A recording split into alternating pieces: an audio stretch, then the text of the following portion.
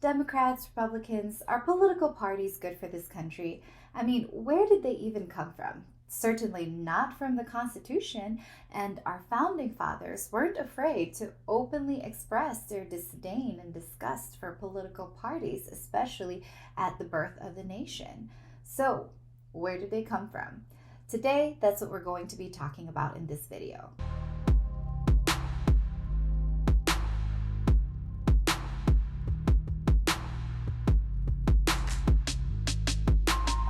In this video, we're going to explore the story of political parties, and you'll see that it's a story wrapped in irony and contradiction, and maybe even a little bit of hypocrisy. Most of all, it's going to have some really important questions about where the power lies and the nature of democracy in our country. So let's dive right in.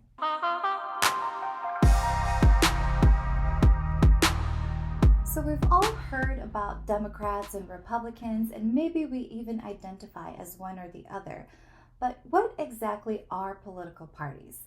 Well, to put it very simply, the definition is it's a group of people with common goals and interests, and they organize themselves in order to win elections so that they can control the government and public policy.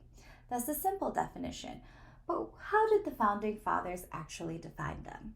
Well, here's what James Madison, 4th President of the United States, known as the father of the Constitution and Bill of Rights, had to say about political parties in his essay, Federalist Number 10. He calls them a minority or majority group of people with some common impulse of passion or of interest, adverse to the rights of other citizens or to the permanent and aggregate interests of the community. So basically he's saying they're a group of people who have interests that are against the interests of other citizens and are against the interests of the common good. He actually calls getting into factions and political parties as a dangerous vice where many democratic governments in history have already perished. And in fact, all of Federalist Number 10 is actually dedicated to showing how the government outlined in the Constitution is going to keep these dangerous political parties at bay in the new republic. And James Madison wasn't the only one who had a terrible opinion of political parties. Thomas Jefferson, in a 1789 letter to Francis Hopkins, said this about political parties: "Such an addiction is the last degradation of a moral and free agent. If I could not go to heaven but with a party, I would not go there at all." So that's how strongly Jefferson felt about parties. If he had to go to heaven, having to be in a party, he'd rather not go. So as you can see, the leaders of the new republic intended for it to be a non-partisan country.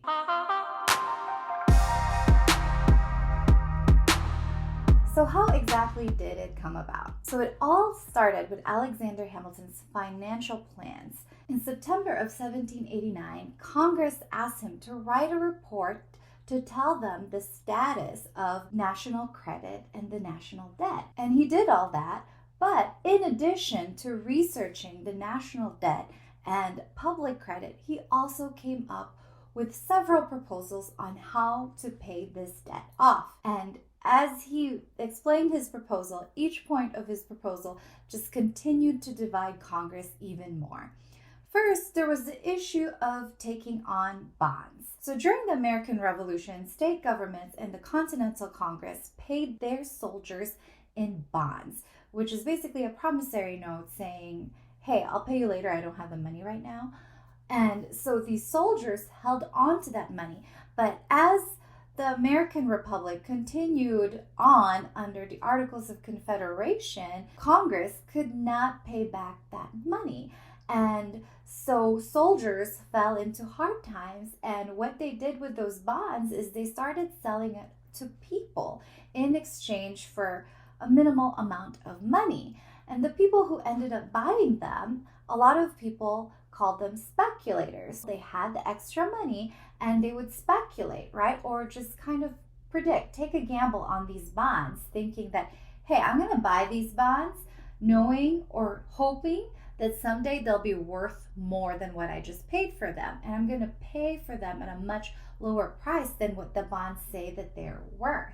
Alexander Hamilton's plan was to honor the value of those bonds and to pay the current owners of those bonds that value or exchange them for something with a lower interest rate. And this really angered a lot of people in Congress because they saw it as dishonorable and unjust. This was leaving out the original soldiers, the people who served our country to give it its freedom. It's leaving them out of that exchange of money. They're the ones who truly deserve that money. But in Alexander Hamilton's eyes, he's only doing what's practical.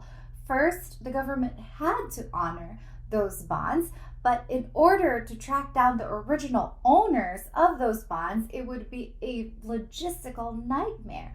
How would they even do that, right? In addition, speculators weren't the only people who bought up the bonds from the original owners. A lot of them are actually good Samaritans, merchants, who wanted to help out those poor soldiers who were running low on money and would think to themselves, okay, I'll take on this potentially worthless bond in exchange for clothes and necessary supplies and food for this veteran who served our country. Another source of divisiveness in Hamilton's plan was his idea to take on state debts.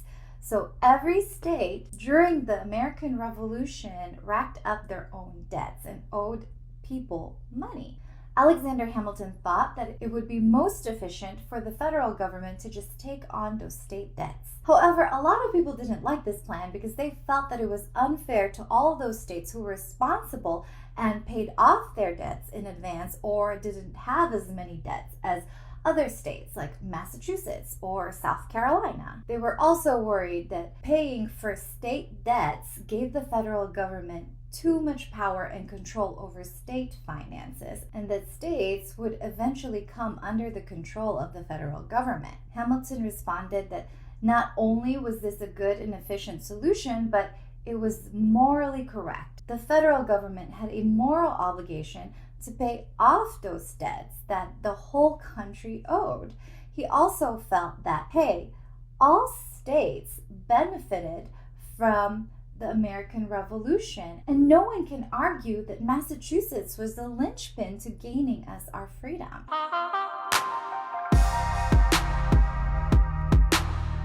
So for many months, there were lots of heated debates in Congress, but Hamilton actually moved behind the scenes. First, he published several essays in the newspaper defending his plan and just showing people how this would be beneficial for the whole country. For example, his report on the public credit, which he had presented to Congress, was published by the Gazette of the United States and other prominent newspapers of the time. His speech on funding systems was also published by the Philadelphia Gazette and the New York Daily Gazette, and just created a lot of debate and discussion in the media. In addition, he also did what he can to cut deals behind closed doors with other legislators. For example, to get the votes of legislators from Pennsylvania, he promised that he would support the proposal that the capital would be temporarily moved to Philadelphia.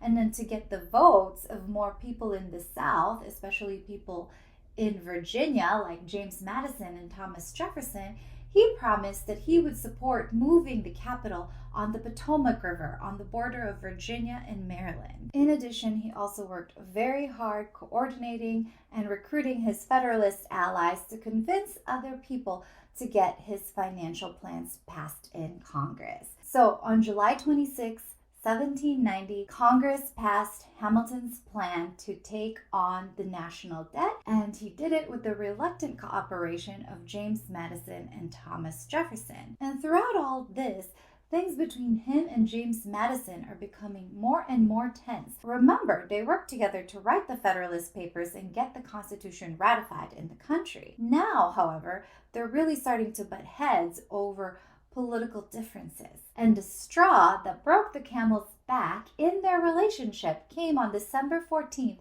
1790, when Hamilton presented his report on the national bank to Congress.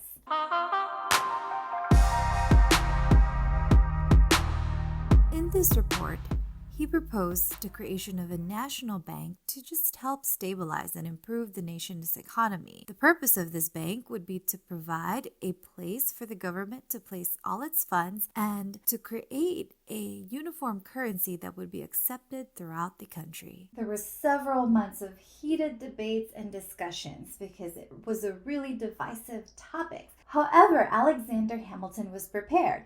He had been working with his allies for months in advance, trying to rally them to get this bill on the national bank passed in Congress and land on George Washington's desk for his approval.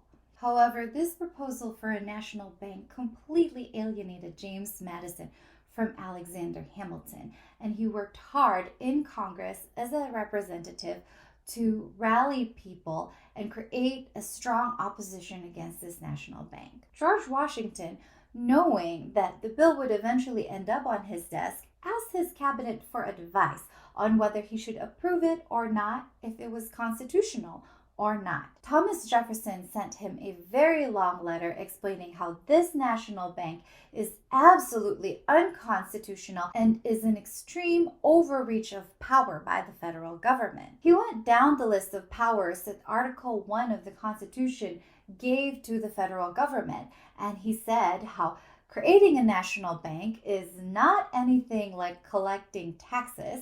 It's not anything like regulating commerce. It's not anything like borrowing money. It's not anything like receiving payments. In short, creating a national bank is not a power given to the federal government by the Constitution. In addition, he went on and really appealed to the 10th Amendment and said that whatever powers that the Constitution does not give to the federal government is specifically reserved for the states and for the people. The federal government has no business creating this national bank, and he went on to argue that sure, yes, I could see how this would make things easier, but it's not necessary, and we should not do it just for the sake of convenience, because then you're crossing a line and creating a path to a tyrannical government. When Washington received Thomas Jefferson's letter, he read it, and then he sent it to Hamilton to give Hamilton a chance to respond. Alexander Hamilton responded with a long, magnificent letter poking holes at Thomas Jefferson's reasoning, and he basically explained that what the Constitution does is give realms of power to the federal government and realms of power to the state government. And he said it would be so silly to limit the powers of the central government in their own realm. He appealed to Article 1, Section 8, where the Constitution gave the federal government power to make all laws necessary and proper to achieve its goals in its own realm. He also appealed to the preamble, where he said that the goal of this federal government is for the general welfare and the public good of all people in the republic. So he felt that it was the federal government's obligation to, quote, employ all the means which relate to its regulation to the best and greatest advantage. Upon reading Hamilton's letter, George Washington did not even send it back to Thomas Jefferson for him to respond. He received the bill on his desk and signed it that very same day on February 25th, 1791.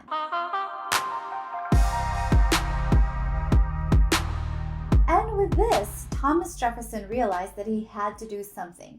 When he first became Secretary of State, he actually determined that he would do his best to stay out of the affairs of the legislature and to stay out of the affairs of the other executive branch departments as well. However, seeing what Hamilton was doing to his beloved republic, he felt that he couldn't just stand aside. He felt that what Hamilton was doing was going to drive the republic into destruction and was going to prop up this strong, monarchical, tyrannical central government. So after the federal government resolved to make the national bank a reality, Thomas Jefferson then started acting like how political parties act now. First, 3 days after George Washington signed the national bank bill, he started working with James Madison and Philip Freneau to establish the National Gazette. This would be a newspaper that would print out articles and essays that were critical of Hamilton's plan and openly criticized Washington's administration in public. He urged Madison to write essays in the National Gazette that would help dissuade public opinion against the national bank and just organize a strong opposition against Federalist policies. In addition, Thomas Jefferson started to actively look for and try to recruit leaders who were like-minded.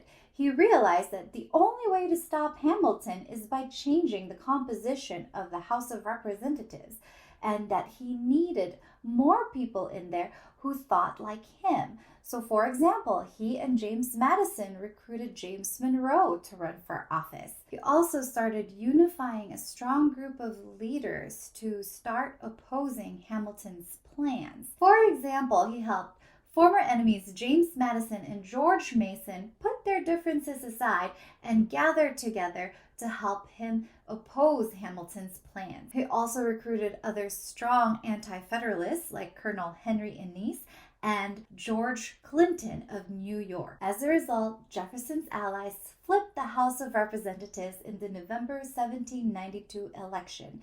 They won 54 of the 105 seats. The seeds of another revolution, this time a peaceful one, had been planted in the United States, and political parties, which the founding fathers had hated so much, had begun to crystallize. Jefferson's group would continue to work to oppose and foil Hamilton's plans and other Federalist policies that would create a strong central government.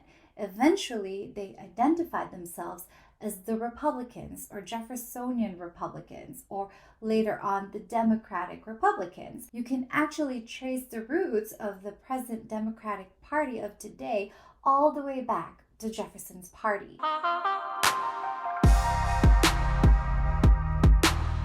Looking at the story of how all this happened, was it avoidable? And do you think that they actually served a good purpose for democracy in this country? Looking at Jefferson and Hamilton's fundamental beliefs, it's easy to see how they became arch rivals. It all really hinged upon their fundamentally different economic and political visions for the United States. Alexander Hamilton thought that the young republic could not be truly free unless it was economically free, and he knew that the United States was tied necessarily to Great Britain because of Great Britain's manufacturing might. We depended on them for manufacturing. So he realized that there was a need to create strong manufacturing in the United States. His dream for the Republic was that it would become an industrial and entrepreneurial mecca so that it would not be reliant upon any other country. Thomas Jefferson, however, thought that the key to freedom was an agrarian republic. He dreamed of a republic that was composed of small, independent farmers who didn't have to rely on anyone, much less manufacturing, to live and to sustain themselves. In addition, he also felt that the best way to promote this was to have a central government that was inactive and stayed out of the lives of normal, everyday, regular people. He and James Madison had envisioned that this legislative branch that was for the people and by the people would be the one that would drive and create the economic policies of the United States, and that the executive branch would serve their wishes and execute and enforce their laws. However, Hamilton had a different vision. He felt that for order, stability, and longevity of the new country, it had to have a strong central government, and in particular, a strong executive that would actually drive the lawmaking process and strongly direct and guide the new nation virtuously.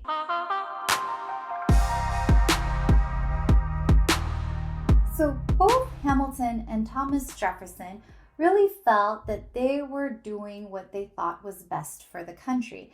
And this is really particularly ironic for Thomas Jefferson because neither of them were elected by the people. They were both part of the executive branch, but they successfully influenced, led, and organized the lawmakers that were elected by the people to follow their plans and their own agendas. So this story on the formation of political parties really begs the question of, where does the power truly lie in the American Republic? Thankfully, today we do have more direct elections of our leaders, right?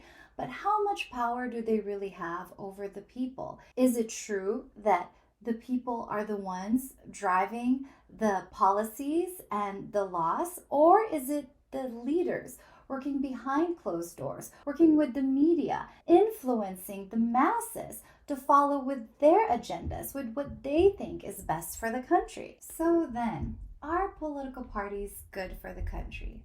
Well, here's what Hamilton had to say. In 1792, he wrote a letter to Edward Carrington, and in this letter he said, "Real liberty is neither found in despotism or the extremes of democracy, but in moderate governments. Those who mean to form a solid republic must address themselves to the creation of parties and divide the community into parties." So he actually believed that we should prioritize creating parties and that it's key to a moderate, solid government. Thomas Jefferson and James Madison actually changed their tunes on political parties. In 1800, Jefferson wrote to Gideon Granger and he said, "Party spirit is necessary to healthy government, and there is nothing to be feared from its excesses, when every man can be considered as standing equally on the ground of reason and right." So he felt that political parties are actually necessary in the government so long as people remained virtuous and reasonable. Finally, in 1792, James Madison published a defense of political parties in the National Gazette. In it, he wrote that political parties are natural and unavoidable, and that they can actually be really positive because they help people to engage in the lawmaking process, and that they provide a good balance and a good guard against the abuses of a strong central government. Even after all this, though, George Washington, who was a very strong Federalist president himself, he created a strong executive branch and had supported all of Hamilton's Federalist policies. This is what he said in his farewell address in 1796. "The spirit of party serves always to distract the public councils and enfeeble the public administration. It agitates the community with ill-founded jealousies and false alarms, kindle the animosity of one part against another, and foments riot and insurrection." So there you have it, a lot of contradiction and evolution with our founding fathers when it comes to political parties. The question that remains for us then is, what role do political parties play in our country? Do they create democracy and help us engage in the lawmaking process? Or are they just divisive and will eventually result in the destruction of our republic? And if not political parties, what's the alternative? Is it realistic to not have political parties in a democratic government? If you enjoyed this video, please don't forget to hit like and subscribe, and I'll see you all next week.